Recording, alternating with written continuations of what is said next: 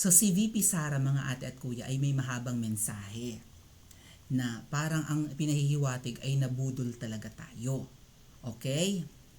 At parang tingin ko natauhan na si VP Sara na siya ay nabudol.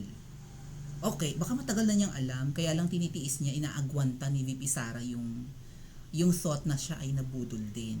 Parang tiniis kasi nga hindi maganda kapag ang sitwasyon po ng administrasyon ay katulad nung kay PRRD na ang pangalawang pangulo ay batikos ng batikos sa nakaupo. Si BFF Lenlen ko, si Lenny Lugs, walang ginawa kundi bumatikos ng bumatikos kay PRRD. Okay? At dahil po dyan, naging mouthpiece si Lenlen ng mga makakaliwang grupo.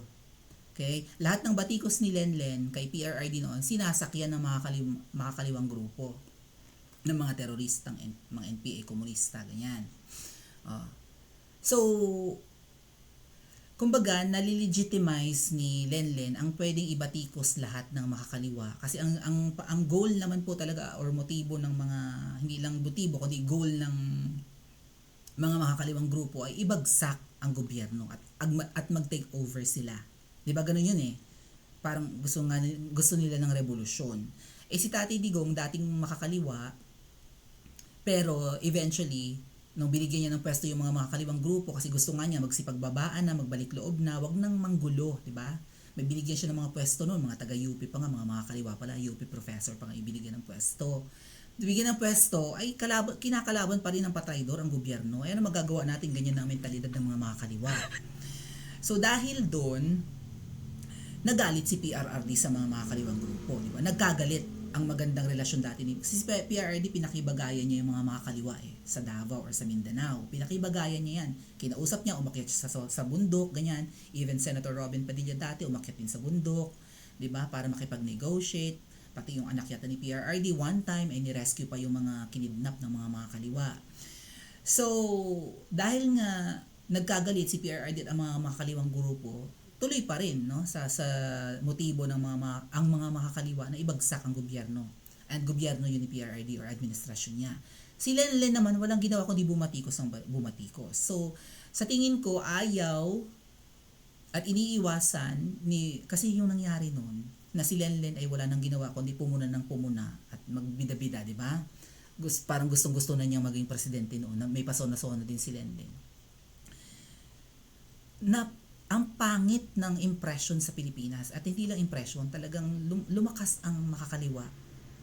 Pero mabuti na lang napahina ni PRRD. Sa international news, kapag binabati ko si PRRD, ang pinakamatinding babatikos kay PRRD na may credible ay yung next in line, right? Yung pangalawang pangulo. So, ang dating, lalo sa foreign media, mali talaga ang ginagawa ng Duterte ito dahil ultimo yung kanyang vice presidente sumasalungat sa kanya. So, itong mga grupong mga nagrarally, mapa-abroad at Pilipinas, legit ang kanilang pagpuna kasi ultimo vice president pinupuna si PRRD at baka yan ang iniiwasan ni VP Sara na maging unstable ang administrasyong Kuting ba? Administrasyong Marcos Jr. rather. Hindi maganda na susunod si VP Sara sa yapak ni Lenlen na pupuna siya ng pupuna. After all, magkaiba ng partido si Lenlen noon at si PRRD at iisang partido, di ba? Nasa unit team si VP Sara at si PBBM, hindi magandang punahin niya. Although, dapat naman na talaga siyang mag-speak up, no? Kaya nga dapat may speak up day daw tayo. Ngayon, may message si VP Sara. Eto nga po, video ito, sana okay ang audio quality ha, na parang ang message niya ay parang siya'y nabudol. Na parang hindi man niya aminin explicitly, pero parang yung context ng sinasabi niya ay nabudol siya ng kanyang katandem. At yung katandem nga niya, di ba sabi niya, whether you like it nung nag-trending yung tambaluslos post ni VP Sara, di ba? Yung sa imong ambisyon do not be tambaluslos. So parang nagkaroon ng singgalot si si VP Sara at saka si Tambaluslos, di ba? Dahil dinimol si Madam Gloria ni Tambaluslos, nagalit si VP Sara. 'Di ba? Dahil parang may banta daw noon ng kudeta 'di ba? Sa House of Representatives. Wala naman palang kudeta. Napapraning laang si Tambaluslos at saka si Butod. 'Di ba? Nagtatamang hinala. Parang yung tamang hinala niya, mga manifestation ng pagpupulveron yan, di ba? Marami akong kilalang nagpupulveron, lagi silang tamang hinala, mapagduda. Gano'n, no? Paranoid. Yun, paranoid, praning. So, nung tumunog yung issue ng Tambaluslos, nung nagpo si VP Sara ng Tambaluslos, nagkasama sa isang event si PBBM at si VP Sara, at sabi ni PBBM na whether you like it or not, I declare myself as your official BFF.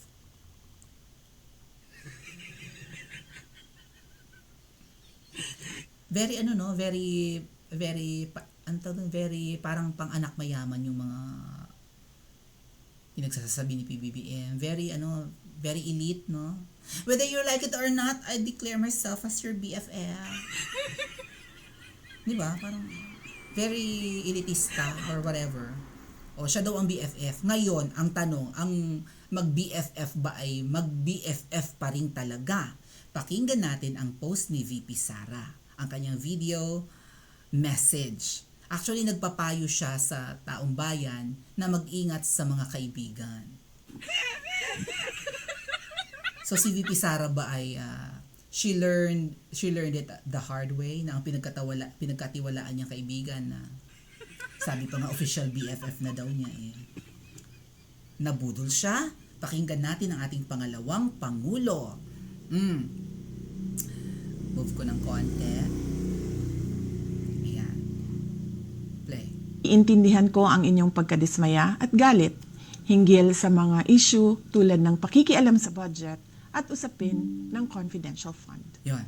Ang mga hamon sa pamumulitika ay maliit lamang kumpara sa mas matinding pagsubok sa ating ekonomiya bilang epekto ng posibleng paglaki ng tunggalian ng Israel at Hamas at tumatagal na digmaan sa pagitan ng Ukraine at Russia. Hinihikayat ko ang bawat isa sa inyo na tutukan ang paghahanda sa darating na panahon ng taghirap, lalo na sa patuloy na pagtaas ng presyo ng pagkain at iba pang bilihin. May oras para sa lahat at hindi ito ang panahon ng paninira at pamumulitika, lalo na malayo pa ang susunod na halalan para sa pagkapangulo. Higit na, yung part na yun, parang feeling ko parinig kay Tambaluslos, di ba? Hindi ito ang panahon ng pamumulitika. Huwag yung may mga mudslinging, may mga character assassination na kaagad kay VP Sara, ang kabilang kampo ay parang hindi naman kabilang parlor yung yung mga Marcos loyalist, di ba? Matutusin, dapat supporter ni VP Sara yan, pero ngayon dahil nag-declare ang mga Marcos supporters at Marcos loyalists na ayaw nila sa mga DDS, kung ayaw nyo di huwag. Ako Marcos supporter, at sinusuportahan ko pa din si Senadora Amy, ang nanay niya. Pero ano pa bang magagawa ni Madam Imelda para sa atin? Gusto niyang isoli yung kanilang mga yaman, ibigay sa taong bayan for the benefit of humanity. Pero ano magagawa pa ba yan ni Madam Imelda? Good luck. Senadora Amy, ano nang balak mo? Si VP Sara, malaman ang sinasabi. Pakinggan pa nga ulit natin. Nalimutan ko na yung sasabihin ko. mahalaga ang ating pagkakaisa, pagtutulungan, at pagiging handa para tiyakin ang ating mga pamilya ay ligtas at matatag sa darating na mga buwan. Huwag kayong sumama sa anumang uri ng pang-aapi. Sa halip, sa mga oras ng kagipitan, magmasid at magkilala kung sino ang tunay na mga kaibigan na nasa inyong tabi. Lahat ng bagay sa mundo ay may kanya-kanyang panahon. May panahon ng kapanganakan at kamatayan. Panahon ng pagtatanim at pag-aani. Ano ba yan? Panahon ng pagsugod at paghilom. Panahon ng pagwasak at pagtatayo. Panahon ng pagluha at pagtawa. Panahon ng pagluluksa at pagsayaw. Panahon ng pagkalat at pagtipon ng mga bato. Panahon ng yakap at panahon ng pag-iwas sa pagyakap. Ay! Para naalala kong bigla si Taning, mga ate at kuya. Gusto niya laging yumakap, pero may panahon talaga para umiwas ng yakap kasi si Taning ay oily at dugyot. Hindi siya naliligo eh. Anyway, let's continue. Panahon ng paghahanap at pagtigil sa paghahanap. Panahon ng pag-iingat at pagtatapon. Panahon ng pagpunit at pagtahi. Panahon ng katahimikan at panahon ng pagsasalita. Panahon ng pagpunit at pagtahi. So parang making amends, right, with your... Hindi yun, sa tingin ko hindi literal yun eh. Pagpunit at pagtatahi. Parang making amends with your enemies, maybe, no? Panahon ito ng reconciliation. Baka yun ang meaning. Tama po ba, mga ate at kuya? Would you agree with me? So, panahon ng pagpunit, baka kailangan ng punitin ang unit team or punit na talaga ang unit team. Diba? Panahon ng separation, 'di ba? Ending of friendships, and 'di ba? And maybe panahon ng reconciliation, pagbabati, pagkakaisa. Pwede gano'n, no? May panahon talaga para sa lahat. So kung may panahon na nabudol si VP Sara, panahon na siya ay nagising, ano ba 'yun? May panahon ng pambudol, may panahon ng paggising sa katotohanan. Yes. Oh, tuloy mo, VP Sara. Panahon ng pagmamahal at pagkapuot. Pag napuot ang VP Sara namin, talagang itulak ka sa dumadaang tricycle ni VP Sara. Dumadaang tricycle, ano ba yan? Oh. Panahon ng digmaan at panahon ng kapayapaan. Sa bawat yugto ng ating buhay, mahalaga na piliin natin ang kabutihan, pagkakaunawaan. Okay. So, yung sinasabi ni VP Sara na may panahon para sa ganyan, may panahon sa, 'di ba, sa reconciliation, may panahon ng digmaan, may panahon ng kapayapaan. What she's relaying to me is balance ang balance ang, 'di ba, ang buhay, no? And even yung mundo natin, no? Everything, 'di ba? Everything in the universe is balanced. Kumbaga may araw, may gabi, di ba? Kung may kaligayahan, may kalungkutan, ganyan. So, tanggapin natin, yan yung reality ng buhay. Yan. Ngayon, kung may panahon ng pagkakaibigan, may panahon naman ng pagsasaulian ng kandila. Tama ba? Hindi na tayo bati. Ganun ang aking tingin. Ito nga, watch. Vice President Sara Duterte tells her supporters to beware who their friends are. She also says the politicking is too early, blah, blah, blah, blah, blah. Oh! The House of Representatives had stripped the Office of the Vice President and Department of Education of proposed confidential funds. Duterte has released a statement, but she now adds a warning about the presidential elections. Huwag kayo sumama sa anumang uri ng pag-aapi. Sa halip sa oras ng kagipitan, magkilala tayo kung sino ang tunay na mga kaibigan na nasa inyong tabi. Totoo po yan, ang sukatan ng mabuting pagkakaibigan ay hindi lang yung sa oras ng saya, di ba? Dapat yun, in good times and in bad times, ganun, di ba? Na dapat nandyan, kung sino yung mga taong nandyan sa tabi mo sa panahon, ay, bigla ko naisip mo ate at kuya, kaya nagbibigay siya ng mensahe sa lahat-lahat. Sa panahon ng kagipitan, sino ang mga taong nasa paligid mo at sino ang mga taong sumusuporta sa iyo? Ngayon na ginigipit ang ating pangalawang pangulo, sino ba yung mga nasa tabi niya? Itong mga DDS. So far, no? Si Spokes Harry Roque, mukhang hindi na umaasang ma-appoint at mukhang namang hindi na na-appoint, di ba? Dati, kung todo tanggol pa siya sa palasyo, pinagtatanggol niya yung administrasyong Marcos. Ngayon, parang talagang ever loyal siya kay VP Sara kasi best friend po yung dalawang yan. Yan ang totoong BFF ni VP Sara, hindi si yung katandem niya nung nakaraang eleksyon. And speaking of katandem ni VP Sara nung nakaraang eleksyon, wala si Popshi Kels sa tabi ni VP Sara ngayong siya ay ginigipit. Beware of those fake friends. Ang ganda ng mensahe ni VP Sara. At kung hindi lang lutang ang kung sino man, magigets niya. Right? Na itong mensahe ni VP Sara, ganyan talaga magbigay ng message si VP Sara Malaman, matalinhaga. Ginigipit si VP Sara ng makakaliwa, ng pinsan ni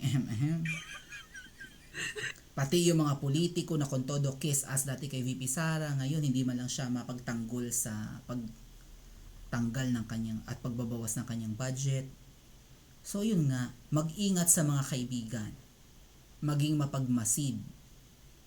Diyan mo makikilala ang totoo mong kaibigan kapag ginigipit ka at ipinaglalaban ka. Ipinaglaban ba ni Kuting si VP Sara sa kanyang pinsan na nanggigipit sa budget? Sa Tambaloslos? Ipinagtanggol ba ni Pusa kay Tambaloslos si VP Sara? Ipinagtanggol ba ni Pusa sa mga makakaliwa si VP Sara sa mga paninirang ginagawa? Paano yan? Mukhang may napipintong impeachment para kay VP Sara. Kasi yung pattern paparoon eh. Pagka hinihingaan na ng salin ng isang tao, diretso na yan impeachment. Remember kung ano nangyari kay CJ Corona? Sino pa? Si Maria Lourdes Sereno? Hiningaan din yun ng salin mga ate at kuya. Ang ending na impeach or nakowaran to. So papunta sa impeachment to mga ate at kuya. That's another topic to discuss. But, ang tanong, mabuting kaibigan ba si Kuting kay VP Sara or pinaplastic lang niya? Kasi sabi niya official BFF siya eh. Comment nyo nga sa comment section at mag-like at subscribe din po kayo.